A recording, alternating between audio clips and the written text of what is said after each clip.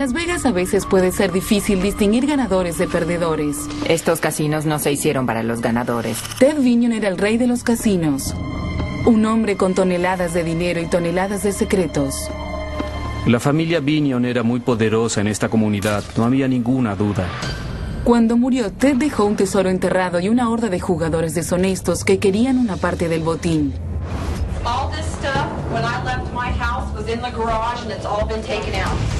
Todo comenzó como un misterio médico. Al principio no pudimos determinar la causa de la muerte. Y luego se convirtió en un asesinato misterioso. Típico de Las Vegas, dinero, sexo y drogas. Es inevitable. Que terminó en el juicio del siglo, al estilo de Las Vegas. The only way they could live their lives happily ever after together was to kill Ted Binion. En ocasiones, es difícil ocultar lo que sucede en Las Vegas. La situación era una locura total. Nunca vi a un juez hacer algo así. Apuestas altas y mucho drama en la ciudad del pecado.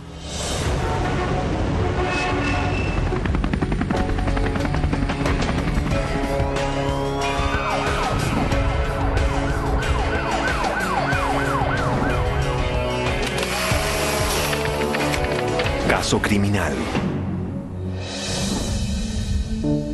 Hay muchas razones para visitar Las Vegas, Nevada. Pero la mayoría de los que vienen aquí buscan volverse millonarios. Una joven de California y un aspirante a ejecutivo de Montana llegaron a Las Vegas persiguiendo el mismo sueño que atrae a millones de personas todos los años. Pero ellos recibieron más de lo que esperaban. El 17 de septiembre de 1998, la mujer, Sandy Murphy, hizo un llamado desesperado al 911.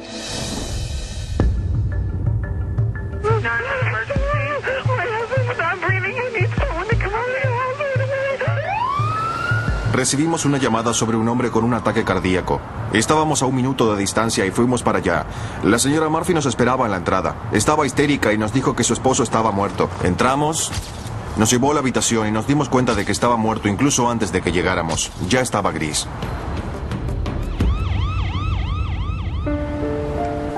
Ted Binion, de 54 años, heredero de una fortuna, apareció muerto en su sala de estar.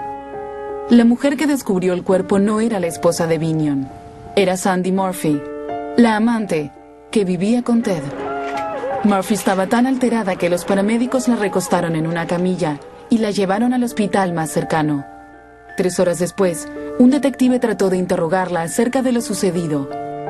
Sandy, can you tell me what happened this morning up until this afternoon when you found Ted?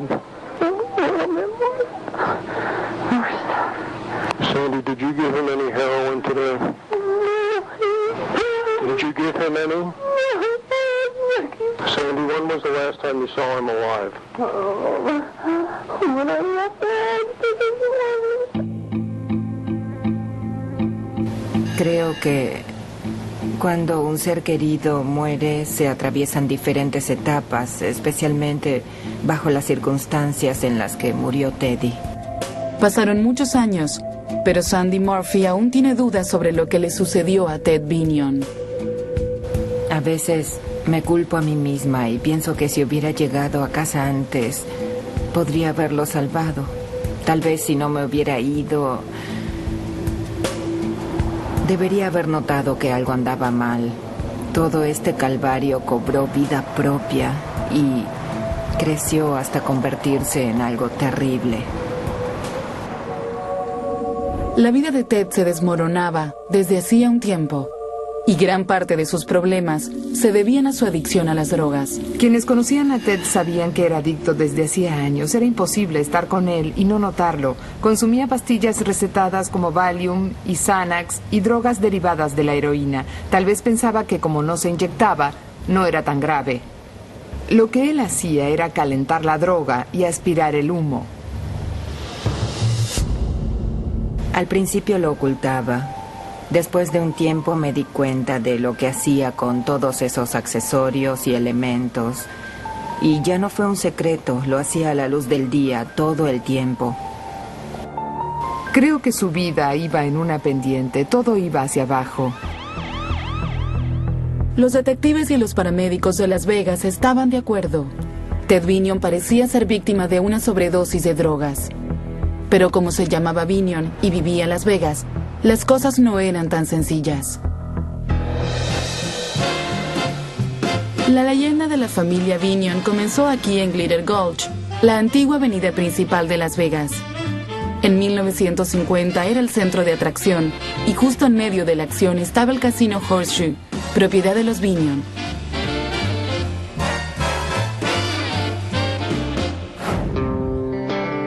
Benny Binion le enseñó a su hijo mayor Jack a dirigir el negocio del casino. Jack trabajaba mucho y era la mano dura detrás del escenario. El hijo menor de Benny, Ted, era claramente su favorito y el que más se parecía a Binion padre. Rebelde y salvaje, era todo un hombre. Ted era el amo de los salones. Recorría el lugar con sombrero y botas de vaquero, saludando a todos y haciendo negocios. Le gustaba vivir a lo grande. A Ted Binion lo prepararon para trabajar en el casino. Todos lo conocían. Era poderoso gracias a su padre. Pero Ted tenía un punto débil que su padre no toleraba. Ted Binion era adicto. Si no lo ves a diario, es muy fácil ser engañado por un adicto. Son muy inteligentes. Pero Ted no siempre fue tan inteligente. En 1987 lo encarcelaron por posesión de drogas y le suspendieron la licencia de juego. Fue el comienzo de la espiral descendente. Después de la muerte de su padre en 1989, Ted, su hermano Jack y su hermana menor Becky comenzaron una guerra por el control del casino. Hubo demandas legales, amenazas de muerte y arreglos turbios. Y los hermanos Binion se convirtieron en enemigos mortales. El tiempo pasaba y la relación con su hermana, Becky Binion, empeoraba. Hubo un tiroteo frente a su casa que nunca fue resuelto. Y los problemas continuaron. En 1993, la Comisión de Juego de Nevada suspendió a Ted Binion por asociarse con miembros del crimen organizado, como Herbert, el gordo Herb Listein, y Tony la hormiga Spilotro. En 1998, un año antes de su muerte, las autoridades revocaron permanentemente la licencia de Ted. Ted Binion, el hijo favorito de Benny, tenía prohibido circular incluso dentro de su propio casino. Eso lo obsesionaba porque él decía que era lo único que sabía hacer. Esa era la razón de su vida y cuando le quitaron esa posibilidad, le quitaron eso, quedó a la deriva. La adicción de Ted a las drogas terminó también con los 15 años de matrimonio con su esposa Doris. Conoció a su novia Sandy Murphy en 1995 durante una de sus muchas visitas al Salón Cheetah, un bar nudista en Las Vegas. Ted tenía 52 años y Sandy solo 23. Sandy Murphy era una chica joven que visitaba periódicamente la ciudad. Era una mujer muy dulce, algo ingenua. Ella conoció a Ted Binion y se mudó con él. Pero creo que Sandy en esa época era muy joven y solo quería divertirse y no sabía quién era Ted cuando lo conoció. Al principio me pareció un poco agresivo, pero cuando avanzó la noche mejoró. Seguimos bebiendo y se puso mucho más divertido e interesante a medida que pasaban las horas. A pesar de la diferencia de edad, descubrieron que eran el uno para el otro bajo las tenues luces de ese salón VIP. No parecía mucho mayor que yo. Teddy era joven de espíritu, era una persona realmente extraordinaria, inteligente, muy apuesto. Además estaba en muy buena forma cuando lo conocí. Sandy asegura que no sabía quién era Ted Binion, ni cuánto dinero tenía, a pesar de que él sacudió un fajo de billetes frente a ella. Sandy necesitaba dinero. En solo una semana había perdido gran parte de sus ahorros en las apuestas. Estos casinos no se hicieron para los ganadores. La suerte de Sandy estaba a punto de cambiar.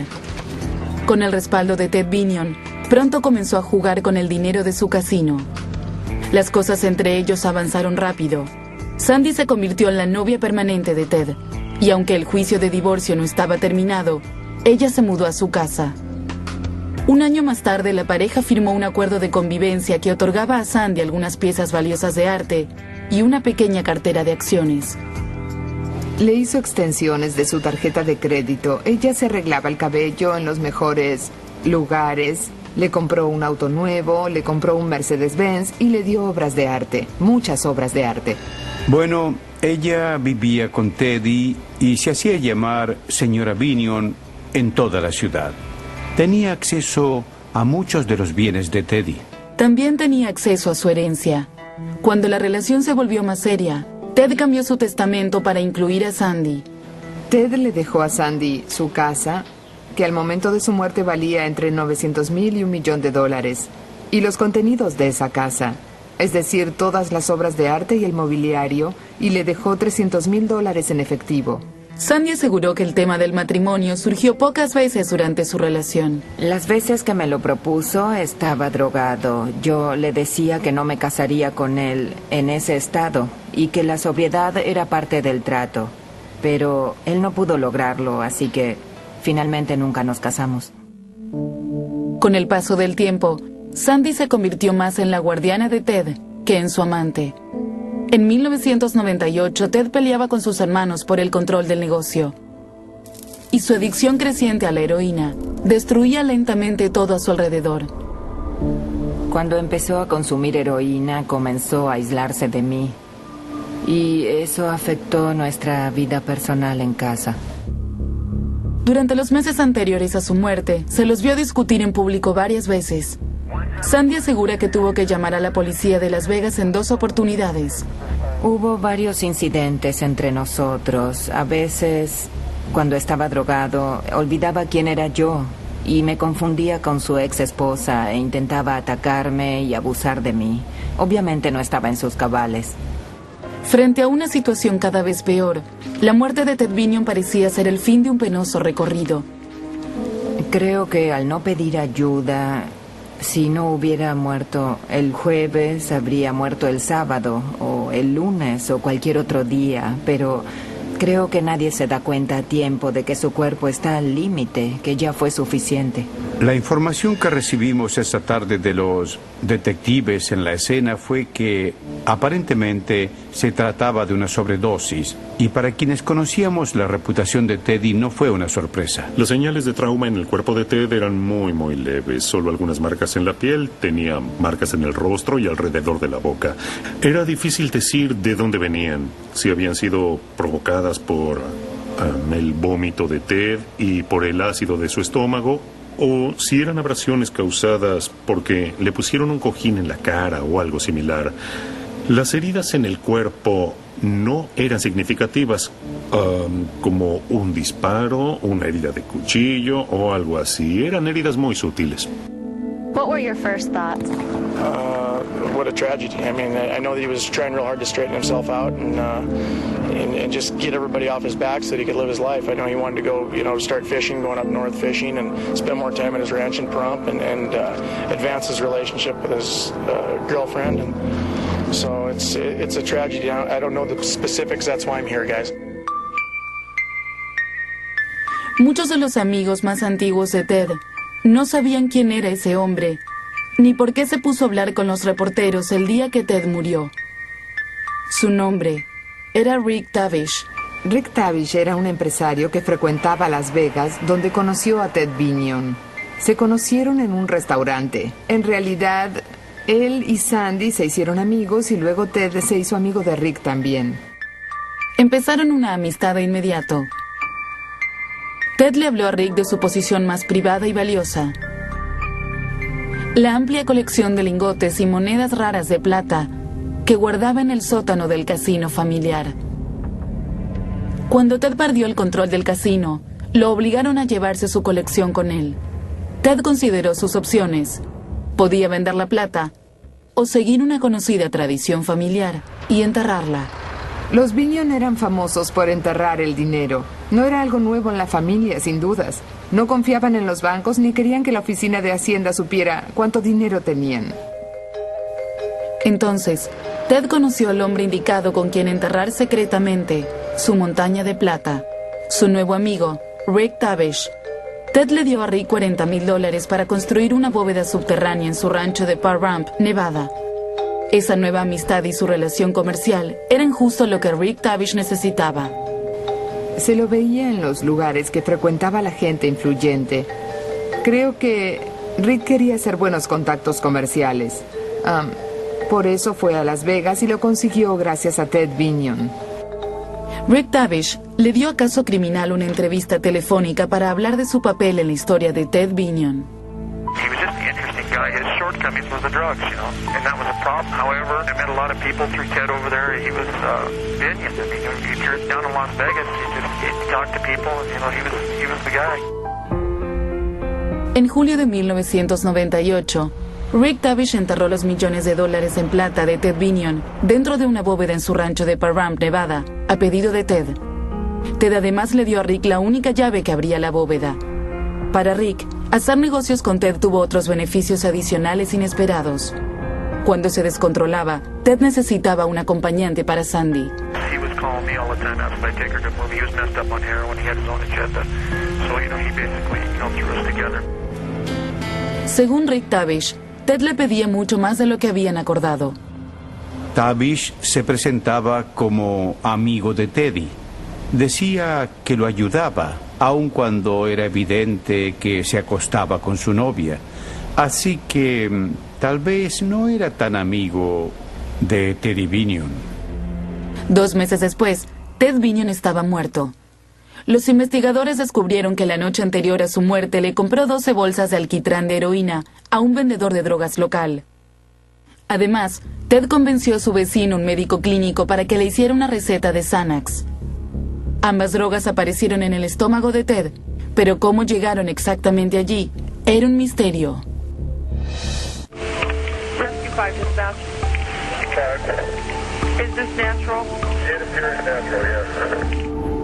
Cuando volteamos el cuerpo encontramos un frasco de Xanax.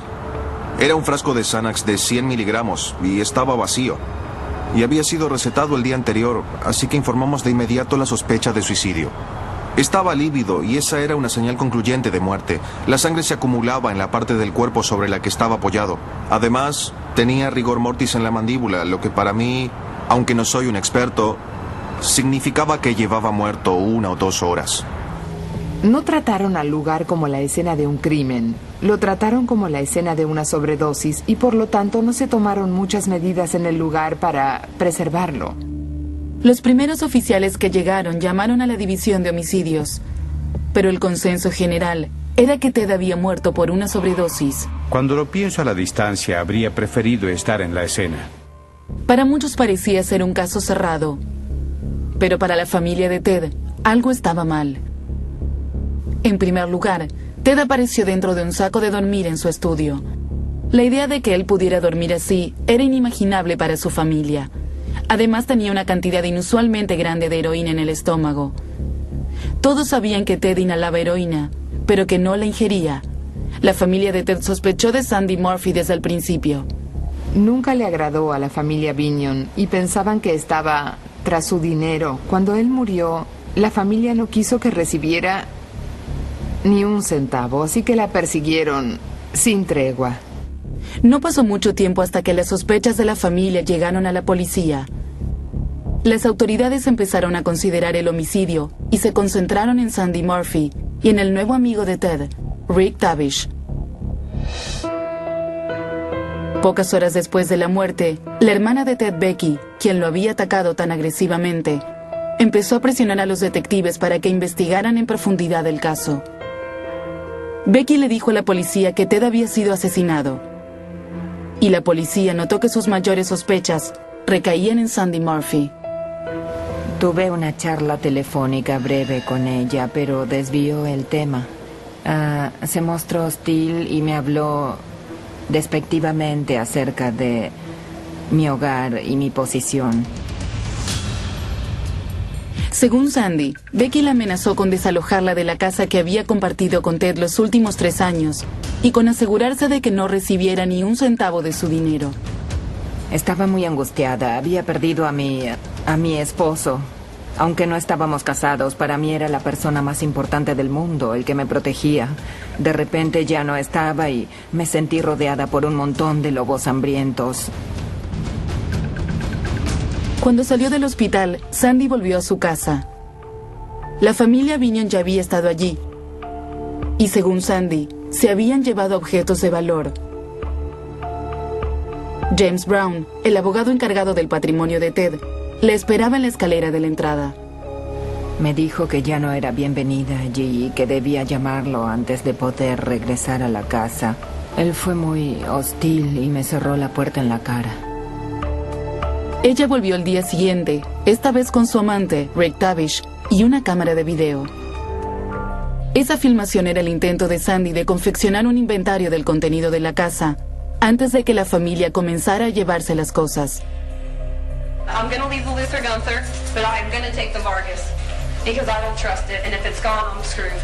Por un segundo pensé que se burlaban de mí y me sentí muy incómoda. Yo solo estaba tratando de protegerme. La pelea por la herencia de Ted Binion acababa de comenzar, y en solo 24 horas se convirtió en una guerra a gran escala. Las cosas empezaron a cambiar a las 2 de la madrugada en una autopista desierta cerca del pueblo de Parham, Nevada. Un comisario local vio a un grupo de hombres que sacaba cajas de un orificio en la tierra y las cargaba en un camión. El líder del grupo era Rick Tavish. La carga eran 21 toneladas de plata, la plata de Ted Binion.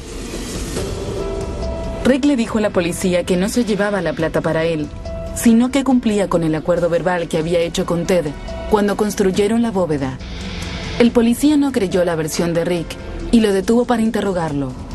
Sus declaraciones a los oficiales cambiaron varias veces. Decía, el camión está vacío, hasta que los oficiales revisaron el interior y encontraron la plata. Entonces dijo, oh, la sacábamos para Teddy, y su historia siguió cambiando. Después dijo que el comisario sabía lo que hacía y por qué lo hacía, pero cuando llegó el comisario, la versión fue desmentida. Había tantas contradicciones en sus declaraciones a los oficiales del condado de Nye que sin dudas arruinaron la credibilidad de Tavish. I want to talk to the attorney, but the thing is, I've got nothing to hide here.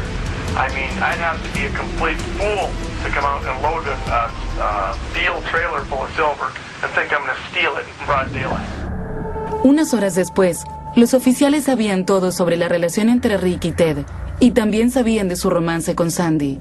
La policía pensó que tenía entre manos la base de una conspiración para cometer un asesinato, y la familia Binion también. Durante las semanas siguientes, la familia contrató a un investigador privado, un ex detective llamado Tom Dillard, para construir un caso contra Rick y Sandy. Dillard entrevistó a docenas de personas, incluso al ama de llaves de Ted, que dijo que Sandy la había enviado a casa la mañana en que Ted murió. Sandy no solía llamar al ama de llaves, nunca lo había hecho antes. Era una circunstancia poco usual. Y eso no era todo. Pocos días antes de la muerte de Ted, el sistema de vigilancia por video dejó de funcionar y eliminó toda posibilidad de grabar el crimen. Los detectives encontraron además un testigo que acusaba a Rick de contactarse con un ex compañero de trabajo para asesinar al propietario de un casino en Las Vegas, llamado Ted. Todo el caso respondía a las características típicas de Las Vegas: dinero, sexo y drogas. Casi toda la información provenía de la familia Binion y de su investigador privado Tom Dillard. Con esas pruebas, la policía armó un caso basado en evidencias circunstanciales contra Sandy y Rick. El señor Dillard nos ayudó con la investigación. Podía darse el lujo de concentrar todo su tiempo y atención en este caso. Y eso fue muy provechoso para nosotros porque podía contactarse con las personas y hablar con ellas antes que nosotros. En ese momento le tenía miedo a la policía. Sentía que estaban tan relacionados con los Binion que eran capaces de hacer cualquier cosa por esa familia. El 15 de marzo de 1999, el juez de instrucción del condado de Clark cambió los cargos y calificó oficialmente la muerte de Ted Binion como homicidio. La familia Binion había logrado su cometido. Ahora, las apuestas estaban a su favor. Debo reconocer que no se ve a diario, pero a veces sucede. En ocasiones hay nueva información disponible y esta oficina tiene que considerar revisar esa información. Si vemos la acusación del caso, notamos que se basó en evidencia circunstancial e información que aportó Tom Dillard, un investigador privado. Tenían un triángulo amoroso, tenían a Sandy y a Rick envueltos en un romance y tenían a un hombre con una gran cantidad de dinero. Ese motivo fue suficiente para la fiscalía y el asunto de la plata cerró la idea de que ellos habían conspirado para matarlo y poder robársela. We're investigating all the circumstances surrounding the death.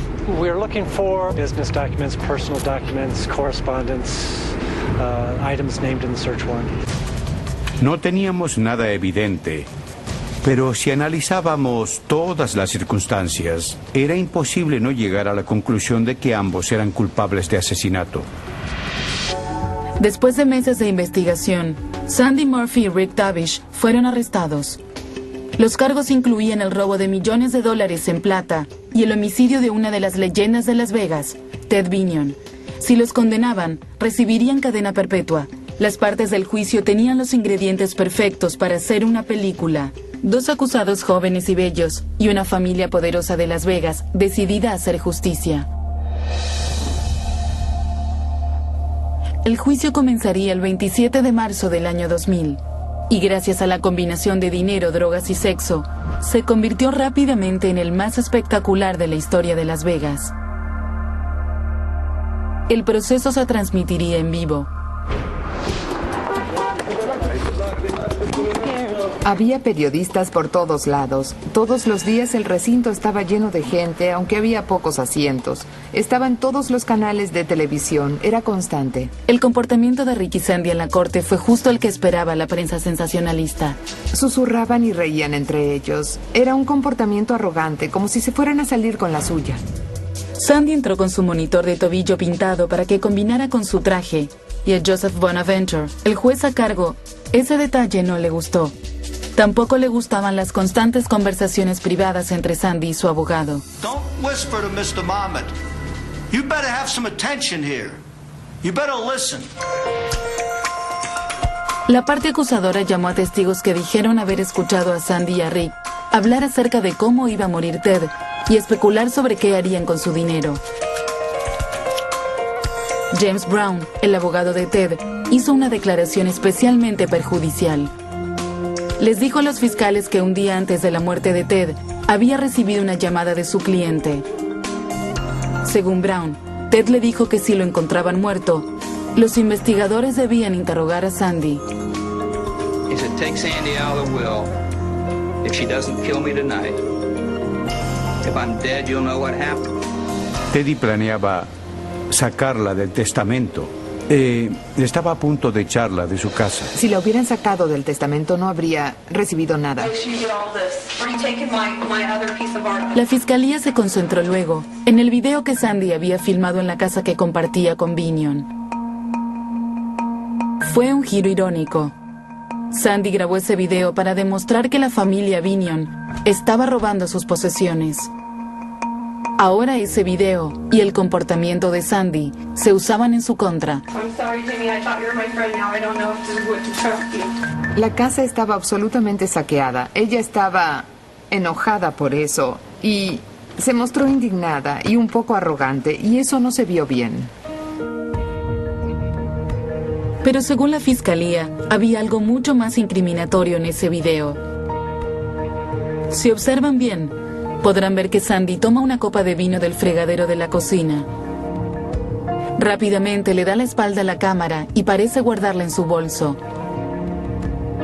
Este video donde Sandy toma la copa de vino se convirtió en una prueba clave. Los investigadores estaban convencidos de que esa copa contenía una mezcla tóxica de heroína y Xanax. Creían que Sandy Murphy y su amante Rick Tavish habían obligado a Ted a beber esa mezcla. Sandy declaró que todo fue un malentendido. Comencé a beber de la botella y mi madre, que estuvo allí presente en ese ese terrible momento, me regañó y me hizo buscar una copa. La luz de la cocina estaba apagada, así que tomé la copa, fui a encender la luz y cambié la copa de mano. Entonces vi que el abogado se acercaba con la cámara y quise sacar el alcohol del alcance de la cámara. Esa copa nunca apareció. Según la fiscalía, drogar a Ted fue solo el primer paso. Trajeron a un experto forense, el Dr. Michael Baden, para demostrar cómo Sandy y Rick habían matado a Ted. Fue una verdadera bomba. Baden determinó que Ted Binion había sido asesinado con una técnica de sofocación utilizada en el siglo XIX. Su teoría decía que Sandy y Rick le habían dado a Ted un cóctel de Xanax y heroína. Luego, mientras uno de ellos lo sujetaba, el otro, probablemente Sandy, se sentó encima de su pecho hasta sofocarlo. Es una forma de no dejar evidencia cuando se asfixia a alguien, pero el impacto de las manos y el cuerpo presionando su pecho dejaron sobre la piel marcas evidentes. Y la prueba estaba en las fotos. Baden aseguró que esas marcas se produjeron cuando Rick y Sandy presionaron el pecho de Ted. Lo que me asombró es que nadie objetó. Los abogados defensores trataron de refutar la teoría de Baden y presentaron a sus propios expertos, pero no alcanzaron el mismo dramatismo que logró el Dr. Baden. Pude ver que algunos de los miembros del jurado se adormecían, aunque antes le habían prestado mucha atención a Baden. La teoría de la asfixia era la pieza final del rompecabezas y ayudaba a explicar el resto de las pruebas. Para Sandy y Rick, el móvil era el dinero, y los testigos y el resto de la evidencia circunstancial parecían confirmarlo. A la mitad del juicio casi se pudo ver cómo los abogados defensores se daban por vencidos. Sandy y Rick decidieron no testificar. La defensa pidió un descanso. Después de 7 semanas, el caso entró en deliberación. 8 días después, el jurado tenía un veredicto. Conspiracy to commit murder and or robbery. Guilty. Conspiracy to commit extortion. Guilty. Murder with use of a deadly weapon. Guilty. El recinto estaba totalmente en silencio y Sandy y Rick estaban... El rostro de Sandy parecía de cera. Repitieron la palabra culpables unas 70 veces y en muchos tonos diferentes durante el veredicto. La plata, el homicidio, todo. Los declararon culpables de todo. Se escuchaba culpables, culpables, culpables. Fue increíble. Creo que Sandy estaba en shock. El juicio más infame de la historia de Las Vegas había terminado. Sandy y Rick irían a la cárcel de por vida. La familia Binion fue recompensada, pero Sandy Murphy no había terminado. Antes de que leyeran el veredicto ya sabía que nos declararían culpables. Así que cuando los escuché decir culpables pensé, ¿cómo saldré de esta situación? Durante más de 4 años, Sandy Murphy y Rick Tavish permanecieron en prisión implorando por una segunda oportunidad en la corte. Y aunque no es común lograr una apelación en un juicio por homicidio, la suya fue concedida gracias a un tecnicismo. Cuando anunciaron la reapertura del caso, fue increíble. El fiscal dijo que volvería a encerrarlos, que volvería a ganar. No lo tomaron como algo serio, pero era un nuevo comienzo para Rick y Sandy. It's been hard and anxious. I've waited for this day for 5 years, so I'm with Sandy and I want to get this over with. En octubre del 2004, la Ciudad del Pecado se preparaba para el segundo asalto en un juicio sin precedentes. El fiscal de distrito confiaba en que el nuevo jurado los condenaría nuevamente y cerraría el caso de una vez por todas. The evidence will show that Ted Binion was murdered because Sandra Murphy and Richard Tabish wanted him dead. Murphy y Tabish no dieron una buena primera impresión al jurado. Ella no era una persona agradable, debo reconocerlo. La palabra cazafortunas rondaba por la cabeza de todos. Rick Tavish tampoco era muy simpático. Él también parecía alguien interesado en el dinero. Sandy tenía un abogado nuevo, un ex asistente del juez Bonaventure, llamado Michael Cristalli. Trabajé en varios juicios por homicidio. Incluso trabajé en algunos casos de homicidios capitales, pero nunca en algo de tanta magnitud. Rick Tavish también cambió de abogado. contrató un legendario abogado de San Francisco llamado Tony Serra. Los juicios con jurados son una larga batalla semántica. Cuando es grande el oponente, es como en una pelea callejera. Si lo derribas, lo pateas. We say the evidence will show no homicide. Oh, Tony Serra. Se vestía de cualquier manera a propósito. Sus dientes eran terribles. Parecía que estaban podridos. Era un personaje muy interesante. Y lo que dijo tuvo mucho sentido. The trailer is literally bulging with silver. La fiscalía abrió el caso con una descripción detallada de los cargos contra Sandy y Rick, incluyendo sus acciones antes y después del homicidio. What the evidence will show is that Ted Binion's killers set out to poison him by using Xanax and heroin. Los testigos repitieron sus declaraciones sobre cómo Sandy y Rick planearon la muerte de Ted. She discussed the future of Ted Binion. He was going to die in approximately 3 weeks. Para algunos de los presentes, parecía una repetición del primer juicio, especialmente cuando la fiscalía llamó otra vez al Dr. Michael Baden, el médico forense, quien elaboró la teoría de la sofocación para explicar la forma en la que Sandy y Rick habrían matado a Ted. Burking is a type of suffocation in which the nose and mouth are obstructed and somebody sits on the chest, which prevents the diaphragms from moving up and down. Una vez más, el Dr. Baden señaló la misma marca pequeña que encontraron en el pecho de Ted. The button imprint marks are due to pressure on the chest. Pero esta vez, la defensa estaba preparada. Michael Cristalli señaló que el Dr. Baden nunca había examinado el cuerpo. It's even more impossible if one is just relying on photographs, and that's what you did. You just relied on photographs. La ampliación de la imagen fue absolutamente significativa, porque demostró que eran marcas por lesiones y no por presión. Eso desbarató completamente la teoría que había desarrollado el Dr. Baden. Yo esperaba ver una marca muy clara del botón, pero lo que en realidad vi en la ampliación parecía más bien una ampolla. Cualquier tonto podía ver que las marcas no se alineaban con la ubicación de los botones de la camisa. Y obviamente no eran marcas de impresiones.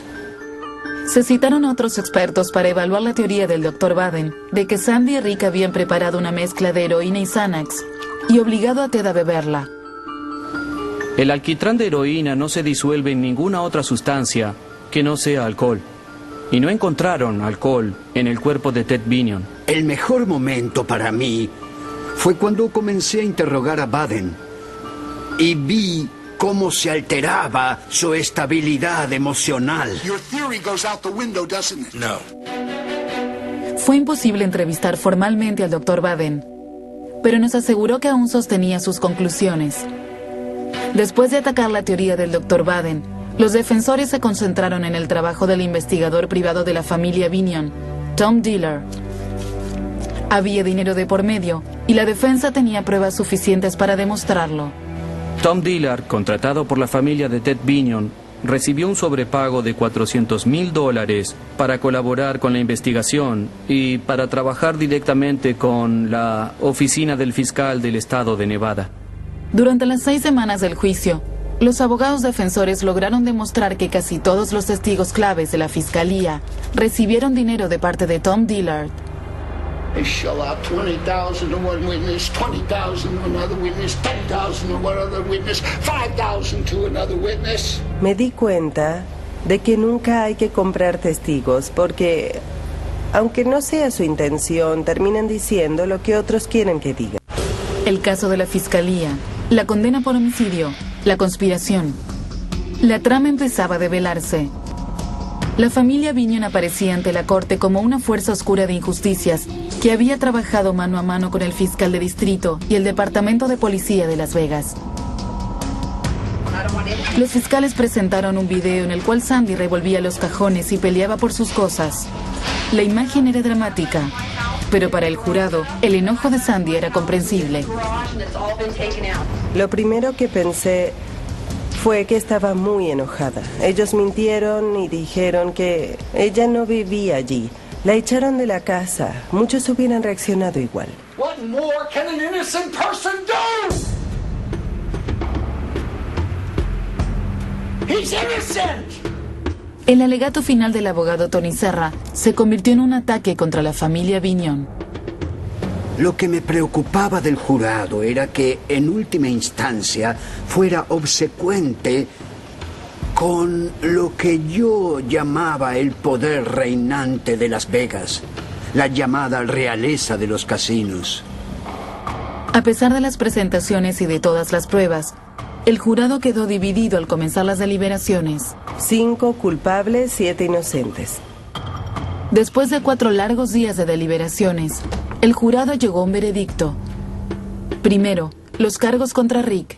We, the jury, in the above entitled case, find the defendant Richard Bennett Tabish not guilty. El suspiro de alivio de Rick se vio rápidamente silenciado por lo que sucedió después. Después de ese veredicto, dimos nuestro voto con referencia al cargo de robo. Por unanimidad, todos pensamos que era culpable. Rick Tabish regresó a la prisión estatal, aunque cree que a esta altura ya debería estar libre. I get the time, I expired it statutorily, and I can't even get them to grant me my time served. They're pissed off and they're taking it out on somebody, and I guess I'm the one. El jurado continuó con los cargos de homicidio contra Sandy Murphy. We, the jury, find the defendant Sandra Renee Murphy not guilty. Inocente. Después de 5 años en prisión y de incontables horas en el centro de un escándalo mediático, Sandy Murphy era una mujer libre. Me sentí aliviada y un poco abrumada. Cuando regresé al mundo libre había muchísimos reporteros. Fue un poco intimidante, pero estaba muy agradecida de poder retirarme del juzgado.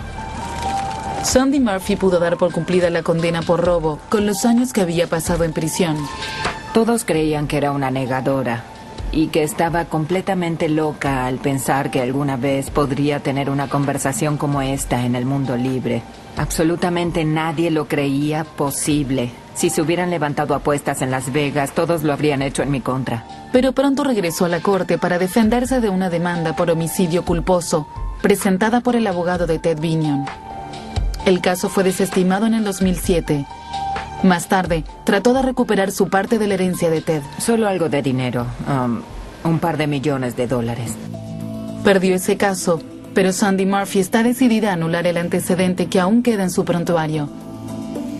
Su condena por el robo de la plata de Ted. Perdí más de 5 millones de dólares y 5 años de mi libertad. ¿Por qué renunciaría ahora? Hubo personas que se esforzaron mucho y que creyeron en mí cuando nadie más lo hizo. Y siento que es mi deber seguir adelante. Hacer lo justo no solo por mí misma, sino por mi familia y por aquellos que estuvieron conmigo. Ted Binion era uno de los personajes más extravagantes de la ciudad del pecado.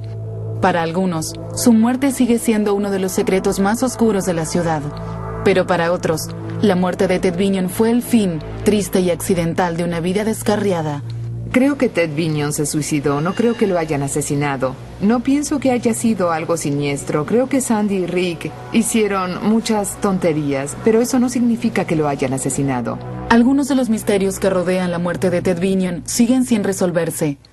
Aproximadamente 3,5 millones de dólares en monedas de plata de la valiosa colección de Ted siguen extraviadas y aún no fueron recuperadas. Doblado al español en Civisa Media.